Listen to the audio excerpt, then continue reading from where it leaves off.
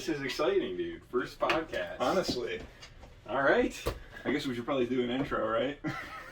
Might not be a bad idea. Hello, ladies and gentlemen, and welcome to the first ever Big and Stuff podcast. I'm your host, Greg Haggerty, and I am And I am Logan Sandy. joined by my friend here, Logan Sandy. Yes. So, generally, the gist of the podcast is just going to be movies, video games, comic books, TV shows, anime, manga, all that type of nerdy shit that we're into. I forgot to hit record. Okay, we might be going off of the camera We'll audio. use a little bit of both. We'll use a little bit of both there. Yeah, we're not professionals, as you can tell by the set, but things will even out a little bit as we get going here. This is the beginnings. We'll get it. So, starting things out, we're talking about a movie. What are we talking about, Jed? Thor: Love and Thunder. Hell yeah, it just came out. Just watched it We last deliberately night. didn't talk about it much after we finished watching it so that we could save our thoughts for this. Heck yeah. First impressions, what'd you think, dude? I really liked it, honestly. I've been seeing a lot of reviews on YouTube, and everything has been like, "Oh, it's too funny. There's too many jokes." Really mixed stuff is what I've been seeing. Yeah, but I honestly Dude, MCU like humor. it a lot. This is kind of a hot take. MCU humor doesn't bother me that much. I kind of like it most of the time. Yeah. I know. Maybe that makes me like have bad taste in comedy or something, but usually it doesn't bug me. No, I don't. I will say sometimes the comedy can get on my nerves, but not often at all. And like not at all last night, because I did really like the movie. Yeah, I think maybe like Korg was a little. He was a little on the jokier side than I would have liked him to be, but I don't think any of his shit was like super cringe or like wanted me to leave or whatever, you know? Same.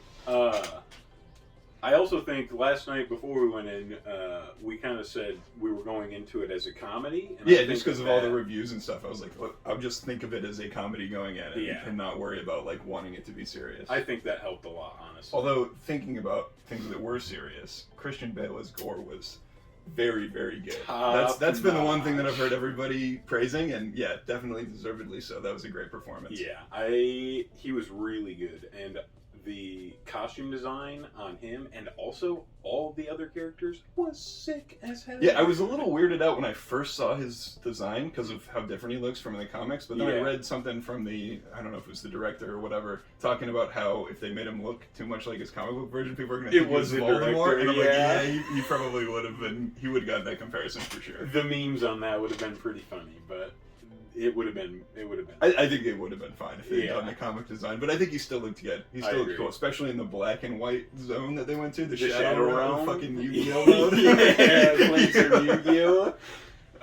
The Shadow Realm was sick. That whole fight sequence in that area was very. That was probably my favorite part of the movie, to be honest with you. Really? Yeah, that was really, really sick. That or what was it?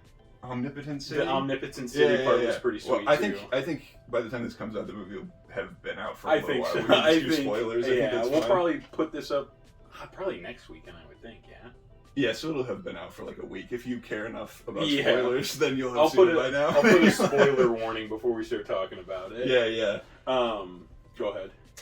So the Shadow Realm fight on that tiny planet, that kind of reminded me of that scene in Rick and Morty where they are like going to different planets to look at it, and they go to the little tiny planet, and there's that one shot where they're just like walking around the whole thing. That was the first thing I thought of when I saw that.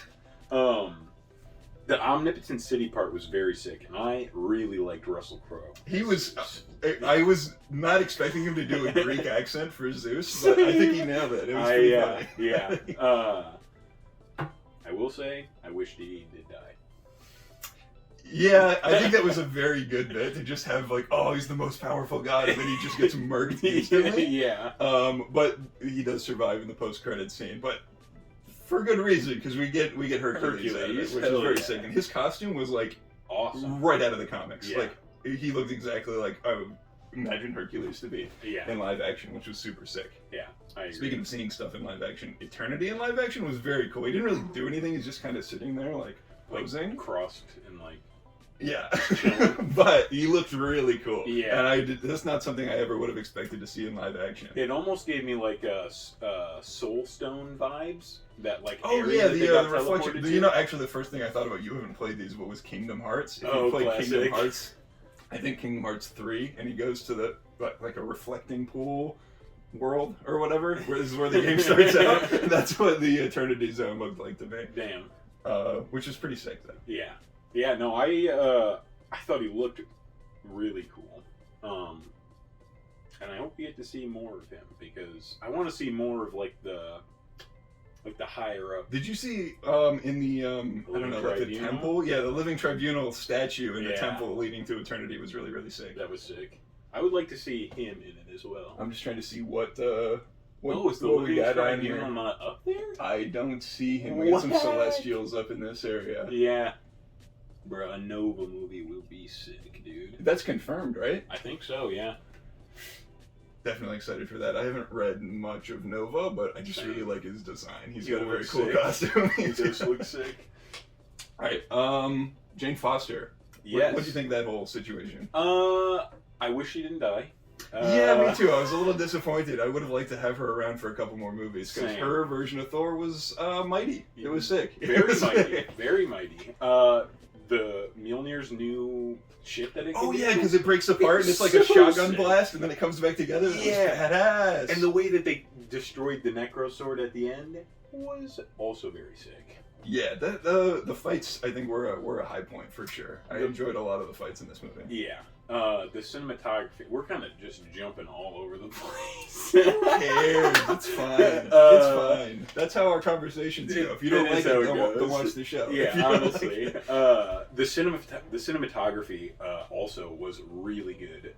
All the shots looked sick, and the use of colors too. Especially in the Shadow Realm, in the black and white area, where just their weapons, like just Mjolnir and Stormbreaker and the Thunderbolt weapon, were glowing in their color, and then everything else was black and white, and it kind of would like cast the light onto whoever was holding it. It was very cool. That was super sick. I liked that a lot. Taika Waititi does a really good job with Thor movies, because Thor Ragnarok and Thor Love and Thunder were both very It's crazy how different his version of Thor is from the first two Thor movies, because it's like a totally different character, and it's kind of weird to think that they're like canon to each other. You know, it's like all the same continuity, but it's like it's so different. It doesn't feel the same. The characters and everything. Yeah.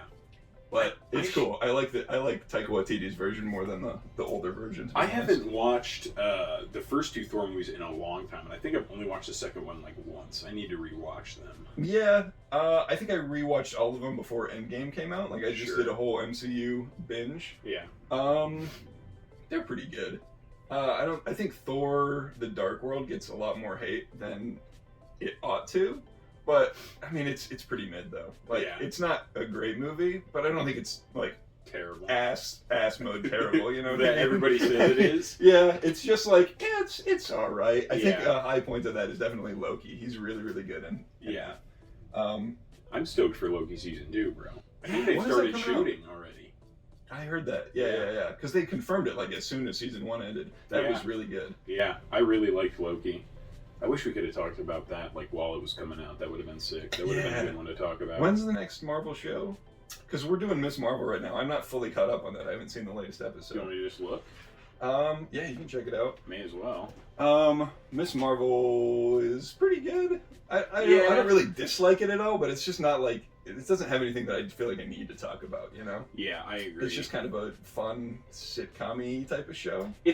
I'm enjoying it, but it's not my favorite MCU title. Definitely. I want to talk more about Thor, though. I feel like we're jumping off to other stuff.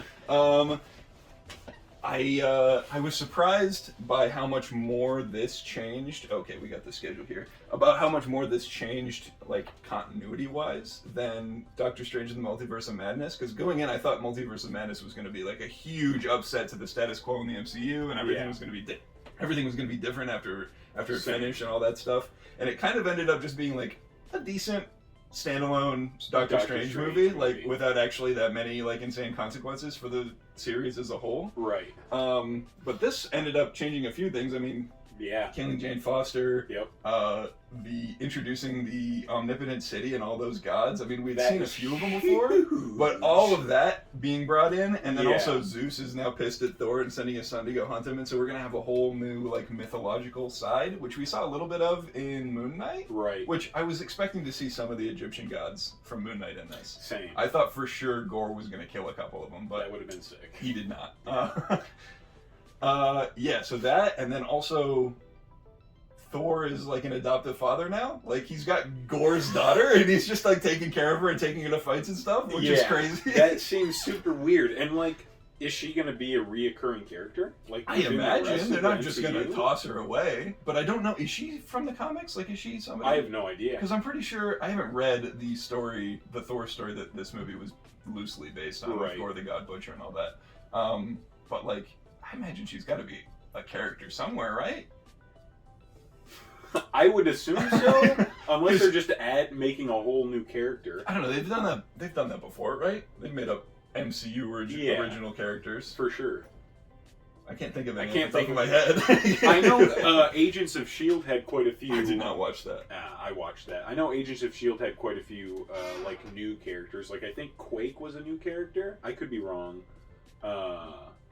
God, there was another one too. I can't remember. But there were a few different like brand new characters in Agents of S.H.I.E.L.D. Is Agents of S.H.I.E.L.D. still canon, or are they kind of technically it is canon in the multiverse? Is it? Well, yeah, because of the multiverse, you can have everything. I don't be canon, think it's but like to the canon main to universe. the 616. No. Yeah. I What do think you it's think not. about them calling the main universe 616 as opposed to whatever the actual designation? It's like 99999 or some crap like that. That's hard to say in full every time. So I will say it is cool that it's 616 because that's like a cool. That's the Easter one egg. everybody knows, Right? But also, technically, it's not the 616. Does that mean? 616? Well, is I guess comic it's just books. like that's what Universe 838 called.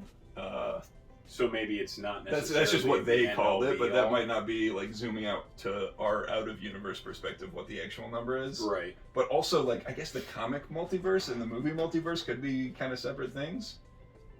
Maybe. It's not like they're ever going to cross over, so I don't think it No. would hurt to like have the comics be separate from the movies. Yeah. I don't know. It doesn't matter that much. It's just a nerdy little nitpick thing. Of, like, it's not 616. Technically, it's not 616. You guys can't call it that. Yeah. So what did you find out here?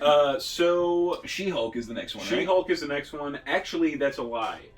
I Am Groot. This like little short, like little. Is that an animated thing? It's like a little animated thing that Okay. comes out like the first week of August. It's not on this list, but I just saw it earlier today. Well, we'll probably watch that. I don't know how much we'll have to talk about it, but we'll watch it because we watch all the Marvel stuff. Big time because we're big Marvel weenies.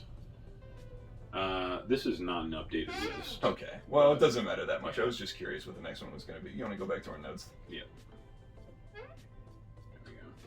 So, yeah, generally we like Thor: Love and Thunder. What if you had to pick something that you did not like about it? What would you go for that? We hit on this a little bit last Korg? night. Oh no. No. I just wish Thor would be a little bit more serious more often. Yes, he was serious in a couple of points, and I think it worked really well to bounce off the comedy. But I do wish that there were a little less jokes from Thor. Not only just because I want him to be a little bit more serious, because we've seen so much of him acting like kind of an idiot. Which, yes, I know you said this last night. He's not necessarily a really smart guy anyways in the comic books, but I do want a little bit more intelligence out of him. Okay. What did you think about like how he was in the first two Thor movies? Like, you think that was? I didn't really like him in the first Thor movies. But he's more serious in those I movies. know, but I guess I need to rewatch the first two Thor movies to really get a good idea, because it has been a long time since I've watched them. I don't know. I don't know. The first two Thor movies, he is, I think, a little too serious. There's just not been a good middle spot. Yeah, you want to find the sweet Goldilocks spot. zone Yeah, for. exactly. Yeah, I gotcha. I don't know. The buffoonery kind of doesn't bother me out of Thor, because it just kind of seems like if you were this super powerful guy who was raised in like a really pampered way, and like you're just like thousands of years old, and nobody's ever really been able to give you that bad of a fight except for Thanos, I guess. But Yeah. you're gonna be a kind of Not super kind of a silly guy. Yeah. I don't know. I guess that makes sense because he is super powerful, and he is roasting boys all the time. I guess you got to have a bit more of a carefree nature, and like not necessarily worry as much about things because you are so strong. Right, and then that's just like kind of Taika Waititi's deal. Like his movies are just mostly kind of comedy-based movies. I mean, he's got some more serious stuff a little bit, but everything that he's really known for is just comedy. Mostly comedy. Yeah, that doesn't bother me that much, to be honest.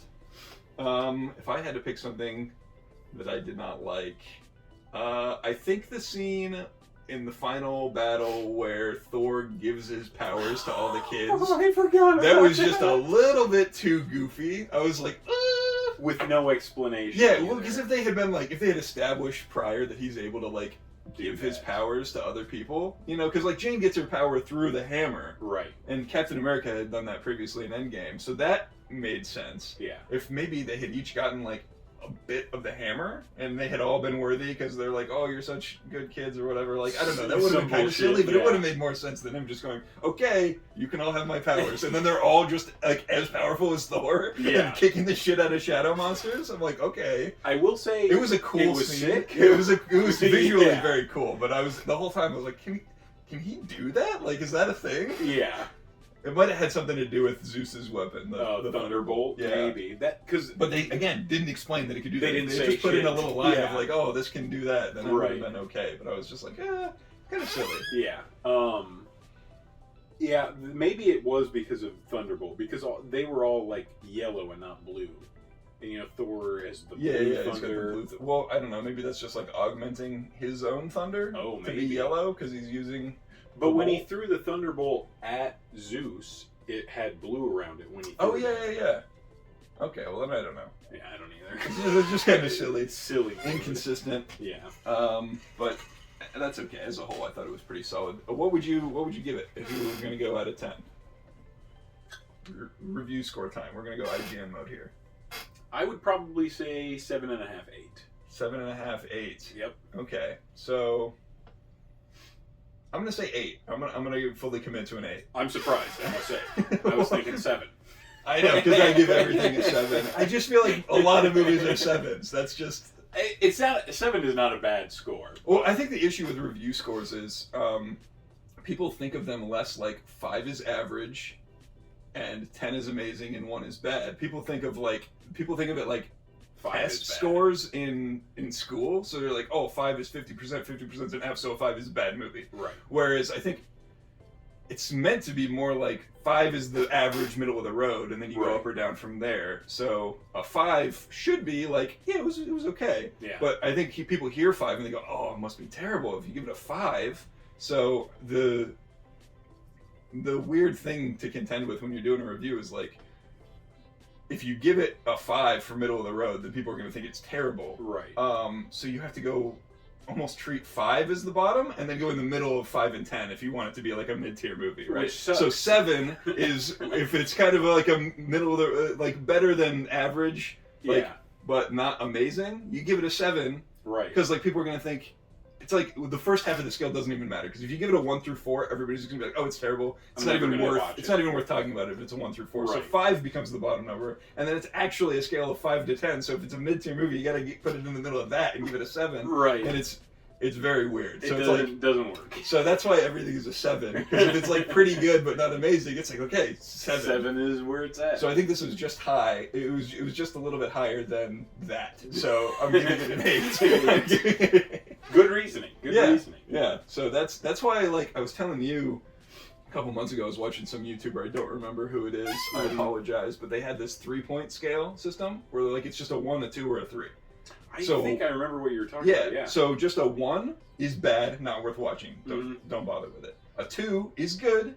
You should check it out, but it's not mind blowing. It's just solid. Yeah. And then a 3 is must watch. Like you have to watch it. It's really really good. Right. And I feel like those are the only numbers you need because that's what people want out of a review score. Is just how good is it. Yeah. And so it's like if you give it a 1 through 4 on a 10-point scale, just give it a 1 on this scale, Yeah. and then like 6, 7, 8 would be a 2, and then 9s and 10s would be a 3. Right. Which is really like how people group those numbers, I feel, in their head. That's how I group them. Yeah. Yeah. So I don't know. I like the idea of that 3-point scale. So on that, Thor is like a high 2 to me.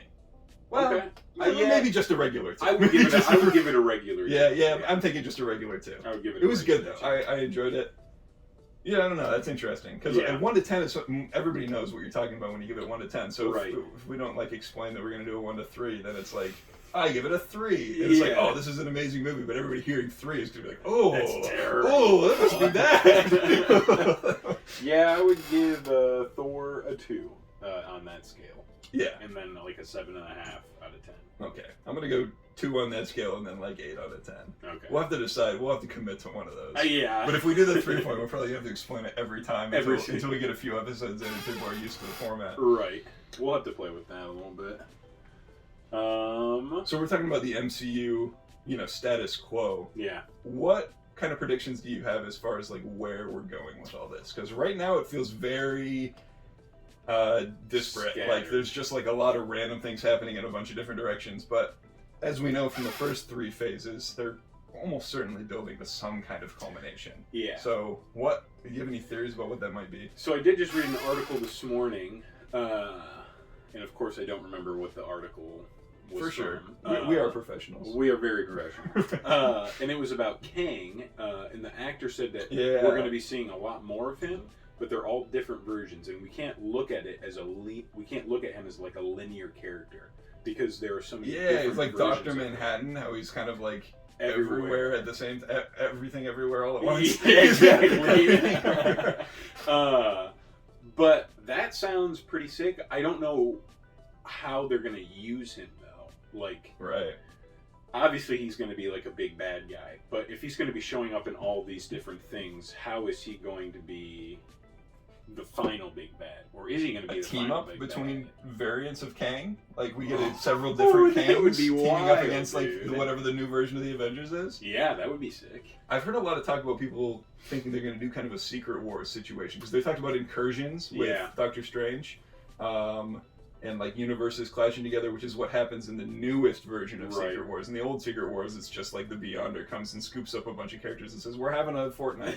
We're having a Fortnite." Yeah, they just make them all fight each other on the battle world. So I don't think they're going to do that one. No, I don't. Just because I feel like that was mostly just meant to like sell toys or whatever. Of like, oh, Spider-Man gets a new suit and all that stuff. But I think the newer version of Secret Wars, which is where they take the Ultimate Universe and the regular universe and kind of mush them together, and that's how we get like Miles Morales in the main Marvel universe, right? No, that's not. No.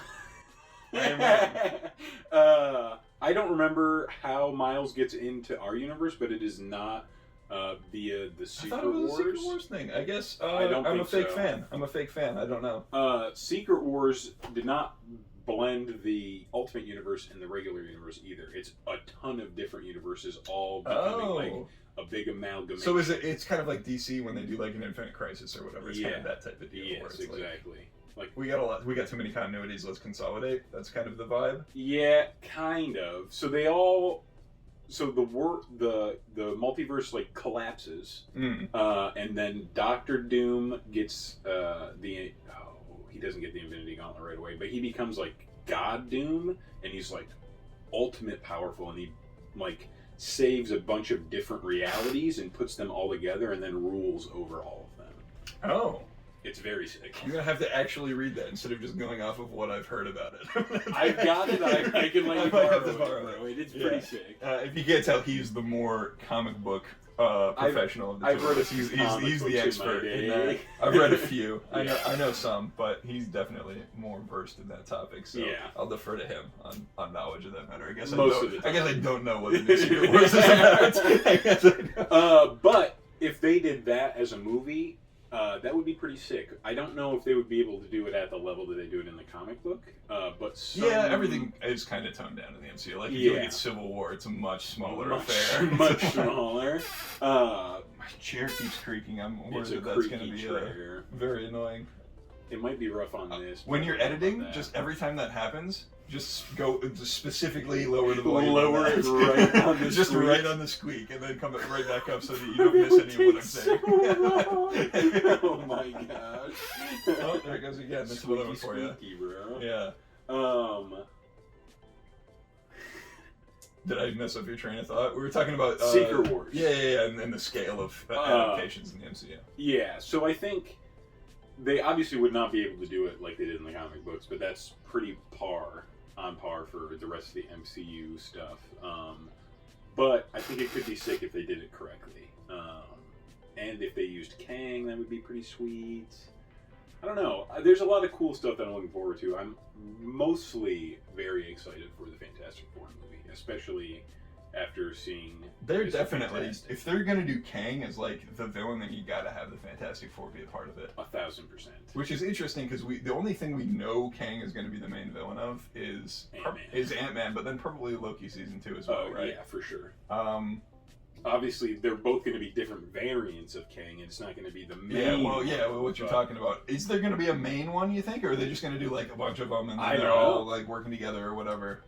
Or fighting each other? Because, what did they call the Kang variant at the end of Loki? He's, like, the one beyond the something. Immortus? No. Oh, I think it was Immortus. Immortan Joe? Mad Max going on here. Oh my gosh, what did they call him? The I don't know. Oh, whatever. I don't know if they'll have just like one main Kang variant to like, because they can't just kill one and then have the rest of them be gone. They have to like do something to make sure that he never comes back in any variant form. Yeah. But I don't know how they would do that without going back to just one timeline. Yeah, that's interesting. Because do you think the multiverse thing that they're doing right now is just going to be for this arc, and they'll kind of close the book on it when they get to the end, or is the multiverse going to be like a consistent component of the MCU from here on out? Because they've really been wanting to go hard on it for now, but like, you know, they really went hard on the Infinity Stones for that saga, and now that's done, and we don't really talk about them anymore because they're kind of gone. So I think that it'll be really big right now for this arc. Mm-hmm. But I don't think it's going to go away afterwards because it's a bigger thing than I think the Infinity Stones are. True. Yeah. So I think it'll stick around and it won't be as prevalent after the whole Kang thing goes down, but I think it'll still be within the MCU and they'll still use it from time to time.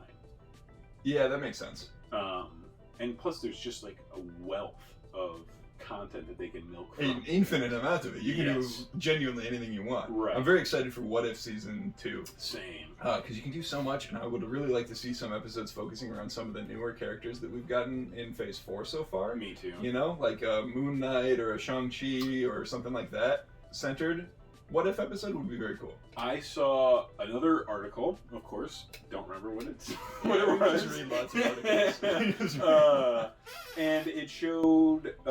It said that Marvel is going to release a new trailer for What If Season 2 at San Diego Comic-Con. That's going on like now, right? 2 weeks, bro. Okay. Or the 22nd, I think. Okay, I saw Alex Ross posted some art that he did for it, and I was like, oh, is that going on right now? Damn. He's got like a big billboard of the Justice League. Oh, that's sick. Yeah, it's very cool. I saw it on Instagram. If I see it again, I'll send it to you. Okay, yeah. But it said that they were going to show possibly X-Men 97 What If, which would be very sick. Which is another new show that they're going to be doing. Yeah. Is that going to be a continuation of the original animated series, or is it going to be its own thing just kind of inspired by that animated I don't know series? if we know or not what that's going to be. I haven't seen anything about it recently. But if that is the case, then I would assume What If Season 2 would probably come out after X-Men 97, yeah? Yeah, so people know what it's about. It's another show I need to watch, is the original X-Men cartoon. Yeah.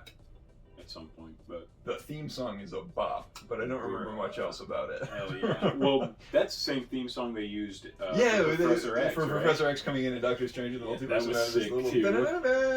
It's like, oh, yeah! Yeah, that was sick. I wish they hadn't shown that in the trailers of Doctor Strange. I think Doctor Strange was hurt a lot by the fact that they showed that in the trailers.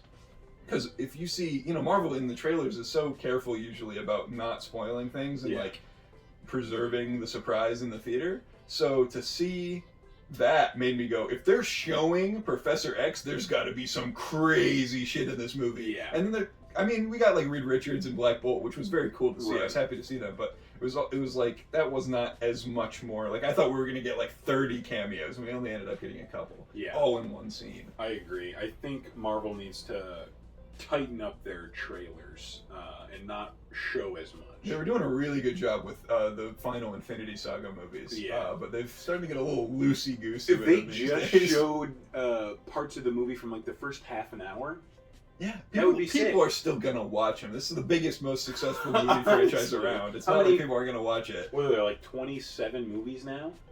26? Are there that many? Holy cow! There's a ton. Yeah, this And the shows. yeah, it's very People are gonna people watch are gonna it. watch it. Definitely. You can shorten Kevin Feige. You can shorten the trailers, my guy. If you want, just say that the movie's coming out on this day. Then we put out a trailer. We'd be fine. Everybody's still gonna go watch it. Yeah. Shoot, what was I gonna say? I was talking about Doctor Strange. I think it was actually helped by the fact that it was not a crazy cameo fest. Because agree. going in and expecting it to be that and having it not be that, I was a little bit disappointed walking out of the theater. I was like, I thought there would be like more multiverse stuff going on. Yeah. So I walked out a little bit disappointed with the movie. But then on rewatch, when it came out on Disney Plus, I rewatched it recently, and I ended up just taking it on its own terms and not expecting it to be that. I actually ended up enjoying it more. I thought it was a tight, fun, kind of creepy Sam Raimi movie. I think going in with the expectation that it's going to be a Marvel game changer, super cameo, like we're going to see 7 different versions of Spider-Man, and Superman's going to show up from the DC universe and like insane shit like that. Just going in and taking it on its own terms, I enjoyed it a lot more. I think it's actually pretty solid. I don't know what I gave it at the time because we didn't have a podcast at the time, but I would bump it up a point from whatever it was at the time. I really like how Sam Raimi directed the movie too. I love the camera movements and the classic I like just zooming love in and how like he panning does that, around and like yes. I love his camera work. He's very, very Evil Dead. I enjoy that a lot. Bruh, I need to watch the second Evil Dead movie because I have not seen You haven't seen Evil Dead 2? No. Oh my gosh, it's so good. It's like the first one, but better. Better? It's the first one with a budget, Of course. essentially. Dude, the first one was so good too. I think the first one is scarier, and he gets a little bit more silly with the second one. But I think the second more one is so just on the third one. Well, yeah, Army of Darkness is just like. Have you seen that one? Yeah, bit confusing. Yeah, like how the hell did that happen? Yeah, that one's just fully like a dark comedy. But the second one is a good mix of comedy and horror, and it's very good. It's almost like I haven't seen it in a while, but it's like kind of a remake of the first movie. Really? Like it's set after, it's a sequel, but like a lot of the same kind of beats happen. Yeah. No, it's kind of weird, but it's it's good. more funny. Yeah, Gotcha. more funny, but still with heavy emphasis on horror. Sure. Definitely check it out. It's good. We'll definitely check it out. It's on the list, along with 8,000 other things that I need to watch. Got a long backlog. Big time. So I want to transition a little bit. I think we got our. I think we wrung the MCU out as much as we can for this episode. I want to talk about some other superhero things. Maybe The Boys? The Boys, yes. Season 3 just finished as of recording this. I just caught up last night. So we are going to go full spoilers on that as well. It was sick. Very sick. It was very sick. I don't know really where to start, but I'm just going to jump right in with the thing that's the most interesting to me, which is Soldier Boy. And the whole deal with Soldier Boy being Homelander's father, and like, I was really disappointed that they put him back on ice at the end of it, because I really liked him, but he's not dead, so he can definitely come back, and I think he will, but it was like, they kind of just took him out, and then they had him fight some people, and then they put him back in. And I was like, I wanted him to be around, do more stuff. Yeah, because I really, really like Jensen Ackles as Soldier Boy. He was fire. It was such a weird thing because it's like he's a bad guy. Yeah. He's done all kinds of atrocious things. Dude, the stuff with Black Noir. Oh yeah, with the animated. Holy shit! But I think the problem is I really liked him. I just thought he was cool. Yeah. like I had a hard time seeing him as a piece of shit because they didn't really show him doing any of the bad stuff that he did. Right. MM is talking about how he killed his family. That's never shown. He just talks about it. The thing with Black Noir, we don't see him doing it. It's just an animated, which the animation was amazing, by the way. I really like that sequence. When that happened in that episode, when he's in the like Chuck E. Cheese or whatever. Yeah. I was like, what is going on? Is he like actually insane? Yeah, that was really fun though. I like that whole sequence. But we don't see actually like Jensen Ackles as Soldier Boy doing any of the terrible shit that he's done in the past. Yeah. We only ever see him being kind of a dick. And so it's like, he's kind of a dick, but like he's cool. Like I like Soldier Boy. I wonder if they did that on purpose to try to make you kind of like him a little more. Probably. Because like you said, we really don't ever see. We see Homelander do all kinds of insane shit all the time, so it's not like they're scared of going there or whatever. Right. So maybe the point was to like try to make you on his side a little bit more than you should be. Yeah. That's an interesting thought. Yeah. Anyway, I hope he comes back for the last season because that was really good. I absolutely just love Jensen Ackles anyway, so. Yeah, I haven't seen Supernatural. The only thing I had seen him in before was he did the voice of Batman in the Long Halloween movies. Yeah. I think it's the Long Halloween movies. I might be wrong, but I'm pretty sure it is. I think it is. And so I remembered him as basically just that. So it was like, oh, that's Batman's. Hell yeah. That's Batman's voice. Nice. But yeah, I thought he was great. They changed him a lot from the comics, which I have not read, so I'm not going to try to get too speculative on that. But apparently the show has changed a lot from the comics, and Soldier Boy is just kind of like a wimpy, like kind of a doofus of a character in the comics. Oh, like really? Everybody just kind of shits on him all the time, and like his whole deal is like that he's a coward or whatever. So they changed him a lot from that. They also changed Black Noir a lot, who is in the comics a clone of Homelander, who's like, you know, meant to be like, if Homelander goes rogue, like we send Black Noir after him, which he's not that in this. He's just a separate guy. Well, and he's dead now. That's another thing I didn't love. I wish we got more to Black Noir because by the end of this season, I was really liking Black Noir a lot. We got to see a lot more of like his what he was like back when he was a more normal guy, and like, you know, the shit that made him what he is, and like. It was just disappointing to see him. Like, I was starting to like that character a lot, so it was kind of rough to lose him. Yeah. Also, I got the sense that he was Homelander's only real friend. Same. Like, they seemed like they actually liked each other and would hang out. Yeah. Like, maybe not in the normal friendship that, you know, a regular person would have, but like. He seemed like kind of the rock that Homelander was like, if nobody's got me, Black Noir's got me. Right. And that's kind of gone, which is just leaving Homelander in an even more insane, unstable place. With his son, bro. I was so worried, though. Insane. Okay. Here's something weird. I'll forget what I was about to say and go to this because I want to talk about his son. Yep. Is it just me, or was he kind of like... He was smiling at the end, bro. Whoa, hold on, what? Oh, sorry. Oh, no. The kid was definitely smiling at the end. Yeah. We'll get to that in a second. Okay, alright. But Homelander was kind of like a decent dad in this episode. Dude, he kind of was. I was like, why am I starting to like Homelander a little bit? Like, what's going on here? He was protecting and looking out for him. I was like, he's obviously an insane monster. Yeah. But like, to see him like he genuinely seems to care about his kid a lot. And like, he does it, he wants what's best for his kid, even if what's best in his mind is kind of fucked up and awful. Right. But like, it was just weird to see him like actually caring about somebody and wanting to protect them. I'm like, this is kind of like a heroic Homelander going on for a second here, and I was weird like, that's vibe. Very weird. I'm not used to that at all. I want to hate my main villain, not like him. I know. So we got two main villains that I'm starting to like. I'm like, fuck. And I thought they were gonna kill Homelander for a second. I was I didn't expect to all the way up, but then when Maeve like stabs him in the ear, and then Soldier Boy's charging up his nuke power, I was like, oh shit, is this gonna be the end of Homelander? And then like Soldier Boy's gonna be the main villain, and I'm like, damn, they're gonna kill him just as I'm starting to like him. What's going on here? Like, holy cow.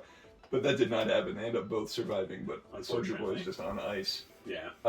I thought they were gonna team up, Soldier Boy and Homelander, and that was going to be like the worst case scenario. I was very worried about them teaming up. But then he's like, son, you fucking suck. Just that whole like change of like tone. I felt bad for Homelander in that scene. I was like, oh shit. Like he looked so sad. Like he was so heartbroken when Soldier Boy's like, fuck you, I'm going to kill you. It's like, damn. Maybe if I was there, you wouldn't be such a pussy. Yeah, that's brutal. Homelander is not in a good place right now. And now everybody has seen his true colors because he fucking killed that guy just out of nowhere. And everybody's like, that fucking, I hate that him. Girl's stepdad. I hate him, MM's daughter's stepdad. I don't know his name. I hate him.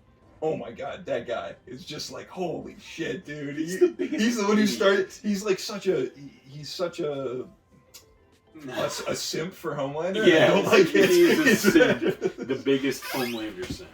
Yeah, that. And like, I kind of understood it before, but when he killed a dude right in front of him, that is just blasted him. And then his son is like, starting to like smile. I can be a bad guy now. Like, oh shit. This is just Homelander. It's 2.0. Butcher's fault though, dude. Butcher should not have been such a dick to him. Dude, I like Butcher a lot. He's a massive piece of shit in this season, big time. Yeah, although I was a little bit proud of him for not taking Huey and giving him the 10 feet. Yeah. That was good. That was good. But, like, damn, you learn your lesson and then you immediately continue on with your... Yeah, but him trying to put down his wife's kid, what's his name? Kevin? No. I thought it was Kevin. Maybe it is Kevin. I don't... Homelander's son. Homelander's son. Yeah, but him kind of pushing him away because he had him. They had a good relationship, and I think if he had stayed around and like been actually like a decent kind of father figure to him, it would have been good. Yeah. But then he just did exactly what was done to Homelander to him, and now him and Homelander are teamed up, and it's like fuck. Well, big mistake on Butcher's part. Yeah, and you know, it seems like I don't know. I was gonna say it seems like they get kind of stronger as the generations go, but Homelander is Soldier Boy and presumably another Supes kid. Like they probably mixed them together to make him. Right. And then I'm gonna call him Kevin if that's wrong. I'm sorry. Kevin. I feel like it is. I don't know his name. I feel like it's not Kevin, but we'll roll with it. It's the K name though, right? I don't remember, bro. I can't remember. Oh, Kevin, my boy. Professionals. Kevin. Absolutely. This is episode 1. We'll get better. My boy Kevin. Kevin. Yes. I forgot what I was going to say about him. He's half human. He's half regular person, so he might be a little bit weaker than Homelander. Unless it's like a Saiyan and he's stronger now. Maybe. He's got the Zenkai boost because he hates Butcher now. Yeah. He hates Butcher. Yeah, I don't know how all that works, but I'm very interested to see because it's feeling like he's going to be Homelander's sidekick or whatever, and that's going to be rough. Gnarly. Hopefully that season does not take too long to do, because I'm ready to watch it. I'd say probably a year, because it's been a year between previous seasons, right? Something like that, maybe a year and a half or so. Yeah. Anyway, definitely looking forward. Yes. You're absolutely roasting that light too. Every time you run back, we'll have to do something else with that next time. But yeah, well, this is not our permanent set. We've got a nicer looking real set coming together. Hopefully, hopefully we'll see how it looks, but it'll be a little bit more professional than this. Hopefully, yeah, we won't have nice honestly for a beta version of our set. This is not too bad. I think it came together all right. But we got the Sigma version of our set coming along pretty soon. So we got the Giga Chad version. Yes. Upcoming. We'll see if it actually lives up to that. But this is not going to be the permanent setup. No. So we will not have me squeaking and knocking over this light every single time. My bed won't be in front of my TV. That probably won't be for a couple more episodes. We're still working on it. But yes. Look forward to that, I guess. More TV. Stranger Things just ended season 4. Stranger Things has always been good, and I really liked this season a lot. A lot of people seemed not to like season 3. I saw a lot of like other YouTubers talking about it. All right, fair enough. That's the definitive opinion. Yeah, a lot of people seemed to not like season 3 and then to really like this one. Like this one seemed to bring a lot of people back around on it, which I like season 3. I didn't dislike that. I thought it was just kind of a fun popcorn deal. Yep. This one was really cool though. We had a lot going on this season. It almost reminded me of Game of Thrones with jumping around to different groups and different places all the time. And I think it came together really well by the end of it. I want to jump right to the end and talk about the kind of plot twist that they do. Okay. With Vecna being behind the Mind Flayer the whole time. Yeah. What did you think about that? Because I have some thoughts on that. Okay. I didn't see it coming right away. So I really liked that twist when it happened. And honestly, I really liked him as the villain too. Like in all the other seasons, they're just big monster dudes. Yes. This season, it's like an actual character with backstory. He like actually talks, Mhm. and he's kind of scary too. Honestly, Yeah, dude, the makeup is incredible. Yeah. I really like the practical makeup. Yeah, and I don't know. I'm curious to see where it goes to next. I kind of am jumping forward a bit, but I am curious to see where it goes to next because, like, they've got to kill, like, the big bad next season because it's the last season, and Right. Vecna's not the big bad, but he's not dead yet. So, like, He is the big bad. Vecna is the big Yeah, bad? that's the twist that I'm talking about. Oh You didn't my realize that? God, He created no. the Mind Flayer. He is the big villain. That's what I was saying. Oh How did you not pick up on that? That's my bad, bro. Yeah, so I'm of two minds about it, because on one hand, as you said, Vecna is like an actual character. Yeah. But on the other hand, it feels a little bit of like a de-escalation, because to me at least, to go from the main villain being this otherworldly, like cosmic Lovecraftian horror that's just kind of unknowable and like it's this huge crazy thing, to just like, it's a guy.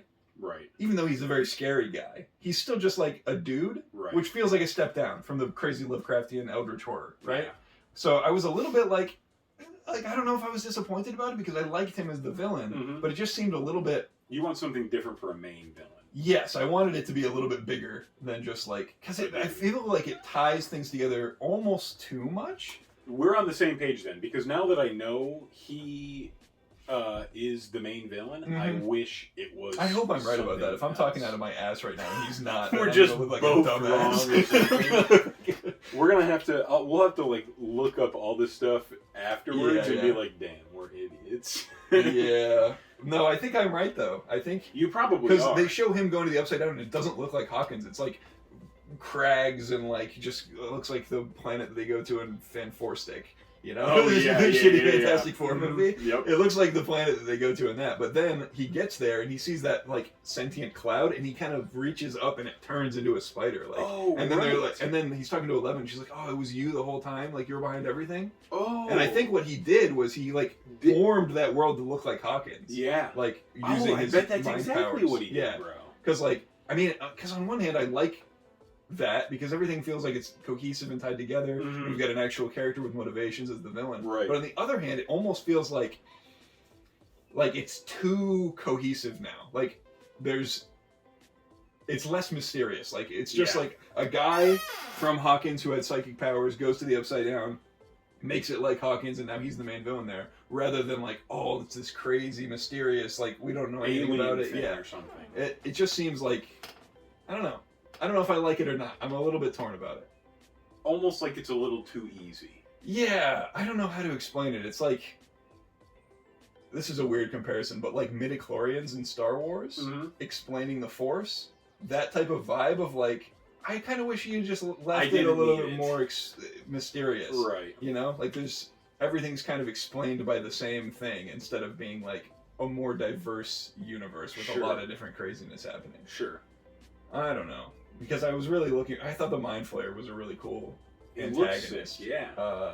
Which we knew a little bit about, but it was still like this very vague, mysterious, ominous presence. Right.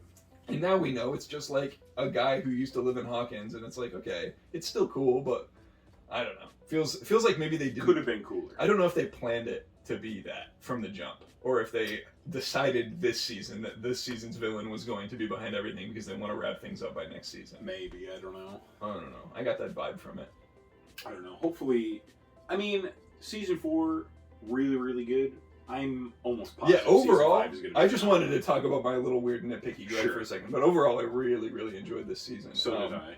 The character building was phenomenal. I loved all of the characters in this season, dude. I think Mike maybe suffered a little bit. He didn't have really anything to do this season, which is weird because he was kind of the main character in season 1, and now he's like, he's over there. He's hanging out in California or whatever. Like, yeah, that group of characters, him and Will and Will's brother. What's his name? I'm bad with names, apparently. It's so bad. Will's older brother, Charlie Heaton's character. Yeah. and Argyle, who I very much enjoyed. Yes. He was pretty funny. I liked Argyle a lot. But that group, kind of, I just feel like they were just running around a lot until they met up with 11, and then they ended up having a point to it. But they kind of seemed like they didn't maybe know what to do with those characters, and so they had them just doing a little goofy side mission. Yeah. So that was all right. But everybody else, I feel like, had at least one really standout moment and had a lot of cool stuff. In particularly Max and Eddie, who I think were the real standouts this season. I agree.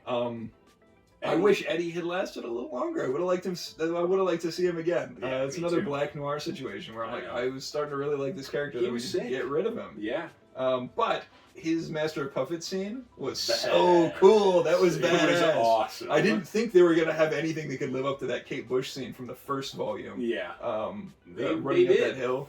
That was a great sequence, and then they just did it. I would say just as well again for the volume 2 with the Metallica sequence, which was so cool. Yes. It's a good show. Yeah, I really like it. Good. Everybody should go watch Stranger Things if you haven't already. Most people have. It's like the number one show on Netflix or whatever. My dad doesn't like it. And he doesn't like it? My mom hasn't watched it because my dad doesn't want to watch it. Dang. Well, your dad has weird tastes and stuff. They're goofy. But still very good.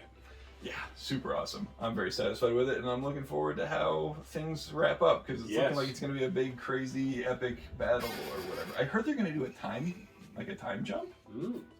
Like, just because all the kids are way older than their characters. Yeah. But at the same time, it's like we kind of leave things off where, like, something's about to happen right now. It would be weird if we time jumped. Right. I don't know if that's a real thing. I just heard that.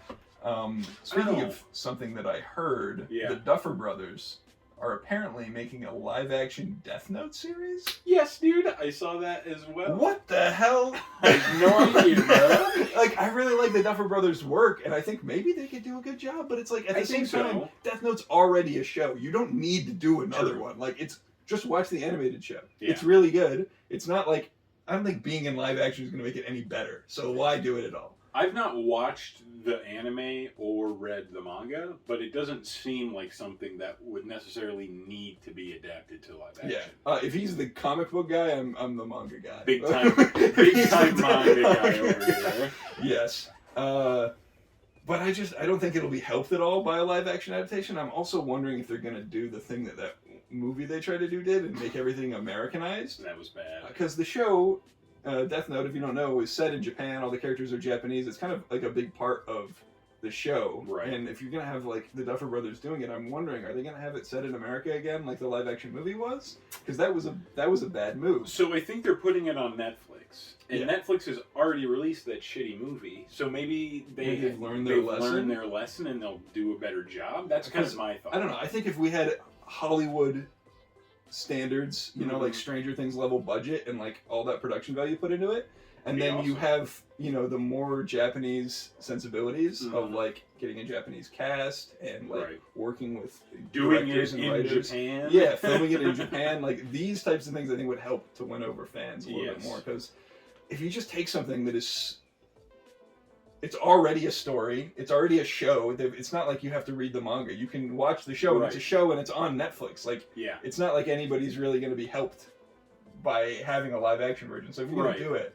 you got to really nail it, or else it's going to be like, well, then what's the point of it? And if they just, especially do what they did with Cowboy Bebop and just cancel it after one season, it's like, then why'd you do this to begin with? Anyway, I just thought that was weird. I don't really have a ton to say about it, but it's just like the Duffer Brothers doing a Death Note series seemed like such a random... Very odd. Like, I'll watch it. Like, whenever it comes out, I'll take a look at it, but I don't know. Not necessarily excited for it. Yeah, Oh. My keys just fell out of my pocket, but we're fine. They're also doing that Stephen King book as well. Which one? Talisman, I think. Something Talisman. I didn't hear about that. I think I sent that. I sent an article to the group chat. I don't always read those. That's all right. I don't always read yours. I like the Duffer Brothers, though. I think they could do a good job on it if like they did it correctly. I think they could do a good job on it. I think it could be good, especially after seeing this season's Stranger Things. Yes, I have faith in their ability to make a good show. It's 100%. Just that live action adaptations of anime do not have a good track record. I don't think I've seen any that I've liked. So I just want to say this real quick. I know neither of us have watched or read One Piece, but I do not feel good at all about the Netflix. Yeah, One Piece is my big blind spot. I really want to watch it or read it, but it's so long. It's so long. I've been wanting to get into it for a long time, but it's just like, I don't know if I can watch 1,000 episodes of anything. I don't know if I can. And not have it take an entire year, honestly. Yeah, I've heard it's great, but I've heard it's really good one of too. my big blind spots on the anime front. Yeah. Yeah, the live action version of that is... That's another one where I'm just like, I don't understand why we need live action adaptations. I guess it would like make it more popular in the West because Westerners have this weird mentality that animation is for kids. Yeah. Which I very much disagree with. Same. It's just a medium like any other medium, and you can make it for kids or for adults or whatever. There are some awesome adult animated films. Absolutely, and animated as well. And there are awesome, like, more kid-oriented animated films that still hold up really well as like an adult. Yeah, like most of Pixar's output is great even as an adult. Or like the Shrek movies are fantastic. Those are aimed at kids, but I fucking love the Shrek movies. Yeah, they're awesome. The Scooby-Doo, the live-action Scooby-Doo movies. Oh, those are live. Those are live action. That's a live action adaptation of a cartoon series that I think actually was pulled off pretty well. Yeah, it was really good. That's James Gunn, right? Yeah, James Gunn on both of them. He did a great job with those. Although they do kind of have the first one especially has the vibe of like. It feels like a porn parody of Scooby-Doo, but without any of the sex scenes. It does. It's like you cut out all the sex scenes and just stitch together like it's really horny. It's just like it's very weird energy, but entertaining. I enjoy that a lot. Very entertaining. And then I think the second movie is just straight up a good adaptation of the cartoon series. I really like I like the Scooby-Doo movies. Yeah. So we kind of got off topic there. One Piece. We were talking about One Piece live action adaptation. Yeah, I've seen some photos of like the cast. And yeah, I don't know. Like, I'll check it out, but I saw a set of like I think his main boat. Yeah, and it looked pretty cool. But then again, I mean, I don't know because do we know how long it's gonna be? No, because there's 1,000 episodes, bro. I was gonna say there's no chance they're adapting the whole story because like this might honestly be a good way to get into it if it's like a good show. Yeah, if it makes you like it, it make people watch the anime. Kind of like how sometimes anime will be like one season, and then they're like, it's actually just an ad for the manga. Read the manga. Do they do that? Yeah, that's what they do a lot. Is they'll make a show and it'll be like one core, like 12 episodes, and then if people like it, sometimes it doesn't always get a season 2. Like they don't continue it, but it makes people want to read the manga. I feel like that's kind of what's happening with One Punch Man right now, where it's like, hey, you like these? Read the manga. I really like that anime. Berserk 97 did that as well. Really? Yeah. I don't know I think they wanted to adapt more of it, but it ended up being the case of like, well, we're gonna end it right at the eclipse. Yeah. You need to know what happens after the eclipse. Big time. Like if you're watching it, it's in your head. You have to know how this ends. You're like, what the hell? You can't just drop it there and so show me. So I think everybody who watches Berserk 97 ends up reading the manga because how can you not? That's like the craziest cliffhanger in history. So good. Speaking of Berserk, you've been rereading it, right? Dude, I am on volume, I think 8 right now. Yeah, I just finished. Well, volume 8 of the deluxe volume, so each of those is 3. If we're going off of the normal Tankobon releases, it's going to be, well, we'll just do 8 times 3. Oh, I was just going to show. Yeah, volume 8. Very cool. Oh yeah, the deluxe versions are awesome. Very sick. I need to buy more of those. I only have the first 2 deluxe. I have all 41 volumes of the regular volumes, which I bought all of them, and then they started releasing the deluxe versions. I'm like, fuck, I gotta buy them again. You gotta buy all of them over again. Yeah, so I just finished the Conviction arc. My boy Griffith. I love the Conviction arc. Oh, I don't want to. Do we want to talk spoilers about this? I mean, it's been out for a long time. It's like a 30-year-old series, but not in episode 1. We can do a Berserk, like a Berserk-focused episode. I don't know if we'll be able to talk about it for the whole episode. But... Okay. Well, I will say I just finished the Conviction arc. Very good. I love the artwork in Berserk, bro. Berserk is a 3, by the way. Berserk might be a 4, bro. It might be a 4. On a 1 to 3 scale, I think Berserk is a 4. It's super, super, super good. It is phenomenal. You've read through it previously. I read through it once to regular volume 35, right when they got on the boats. Okay. And then I reread it a second time, and I got to volume 4. and then I stopped, and then this volume is my, 4 of these or volume 4? These, Okay, yeah. Gotcha. And so then like volume 12. Yeah. Of the regular ones. Yep. And then I just started rereading this probably like 3 weeks ago. I think I'm on volume 8 now. I'm gonna read all the way up to catch up to the new stuff because they're putting out new stuff now, Yeah. What are your thoughts sick. on that? Because I think this is kind of a best case scenario for Berserk fans, to be honest with you. A lot of people are upset that they're continuing it, but I think more people are just happy that we're going to get an ending. So I haven't looked at any of this, any of the new stuff that they put out yet, so I don't really know. I haven't really seen any of the artwork. I know you sent me one day, but I didn't really want to look at it because I was like, I kind of want to just save it for another time. I don't think I sent you artwork from the new you didn't? chapters. Yeah, because I didn't want to spoil it for you. Well then, okay. Well, I haven't seen it, so I don't know what it looks like. It looks pretty you said good. It looked pretty good. Yeah, I think it's a little bit. I mean, it's not Miura, and Miura is the GOAT. Obviously. He has some of the best artwork I've ever seen in anything. Not even just manga, but just some of this shit belongs in a museum, to be 100%. honest. So it's not him doing it, so the art isn't going to be quite as good, but it's still really good because the guy that's kind of overseeing things, Koji Mori, is he's a professional mangaka. He's like his lifelong friend. Yeah, they were like really good friends, too, right? and he apparently told Koji Mori everything like about the ending and like where all the story is going. So like he knows what Miura would have done, at least mostly. Right. And I don't know. I have faith in the guy, but what I was going to say is like his art is still really good. It's not quite on Miura's level, but I don't know if anybody's art is on Miura's level. I don't think anybody can. But it's still very solid. Yeah. Everything looks pretty much how you'd expect it to look. It's just like a little off. Yeah, just a little off, but not bad at all.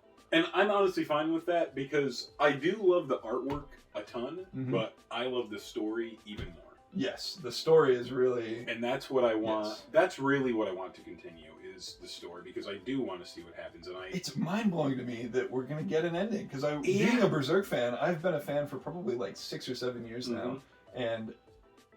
getting 1 or 2 chapters a year for that whole time, and then Miura passed away, and I was just like, I kind of resigned myself to the idea that, okay, this is just never going to finish. Yeah. And it'll just be an unfinished masterpiece. Right. But now it seems like it is going to finish, and they're doing like a regular release schedule. We're getting like a chapter a month, which, for other manga is very normal, but for Berserk... Not even close. Like I said, we would get 1 or 2 chapters a year at most, and that was a good year. Sometimes we wouldn't even get any chapters a year. So to get 1 a month is like, holy cow. It's nuts. Every time I finish reading one of the new chapters, and at the bottom it says, to be continued, next issue. And I'm like, next issue? No way! It's not going to be 6 months before the next chapter? That's awesome. Yeah, so that's very exciting. And honestly, I don't mind the slight dip in artwork if it means they can keep on that schedule. Dude, like I said, I've not been a fan for as long as you, and I haven't been reading it weekly like you. Well, weekly, monthly, half-yearly, like you. But even just talking to you when you were reading it like that, it sounded like it sucked big time to have to wait. The chapters didn't suck. Right. The wait sucked. The wait. It sounded like it sucked to wait like 4 or 5 months, but now we're getting chapters once a month, which is absolutely wild. Like that's so normal for every other manga, but for this, it's like holy cow! It's just mind blowing. It's coming awesome. Out so frequently. And it's good. And the way things left off, I don't want to spoil anything for you, but the way things left off on the last chapter that Miura did was a major cliffhanger.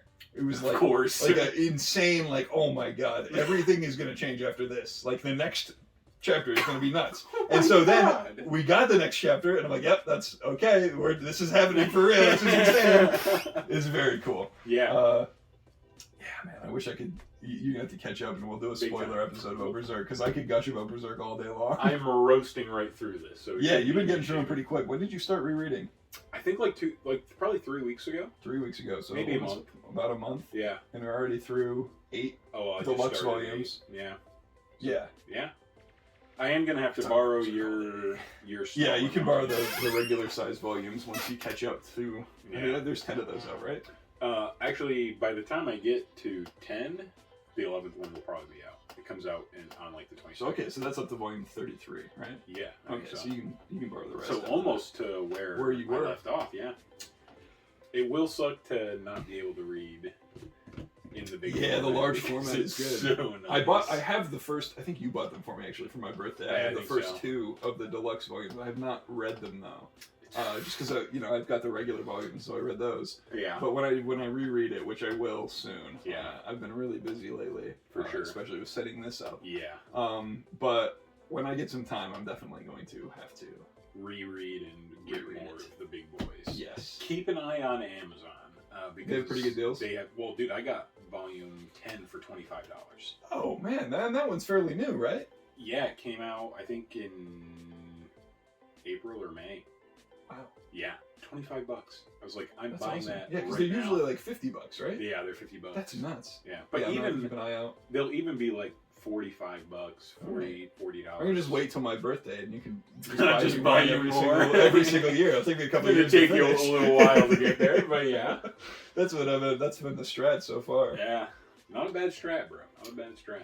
All right, man. We're looking at about an hour here, and I think we've talked about a good amount of stuff. I think so. We got a couple other things on the list, but I think an hour is pretty good. Yeah, we don't want to burn through all of our content this episode. True. We do have we've got a couple of interesting episodes planned, or I do. Yeah. I haven't told you about all of my ideas, but exciting. We're gonna do some more like maybe themed episodes. Hell yeah. Do I'm thinking like some tier list stuff. Like Yeah, we that can go would be through a sweet. series, maybe like Marvel or Star Wars, and we'll just like do a tier list, and we can just talk about each movie in detail and then Yeah. rank it. That would be sweet. I don't know if we want to do that in graphics or if we want to get like a board to put like here and like put stuff on it physically. Bro, we could just hang We'll figure that it out. TV up here. Yeah, we can put a TV up there.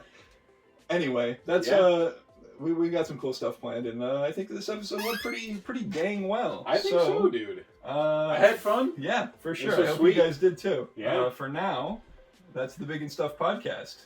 We'll see you next time.